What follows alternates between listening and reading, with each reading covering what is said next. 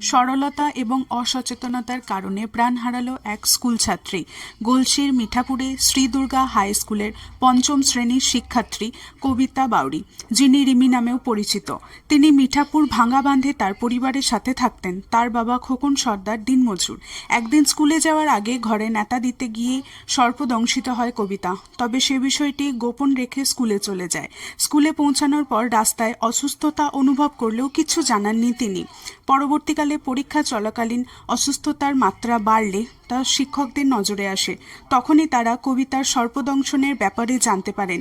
শিক্ষকদের দ্রুত পদক্ষেপে কবিতাকে হাসপাতালে নিয়ে যাওয়া হয় এবং পরিবারের সদস্যদের খবর দেওয়া হয়। আদ্রাহাটি ব্লকের স্বাস্থ্যকেন্দ্রে কিছুক্ষণ চিকিৎসার পর কবিতাকে বর্ধমানে রেফার করা হয়, কিন্তু শেষ রক্ষা হয়নি।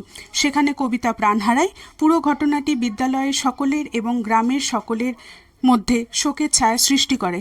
সকলের একটাই আফসোস, যদি ঘটনাটি আরও আগে জানা যেত তাহলে যথাযথ চিকিৎসা দেওয়া যেত এবং হয়তো কবিতা বেঁচে থাকতে পারত আমাদের মধ্যে।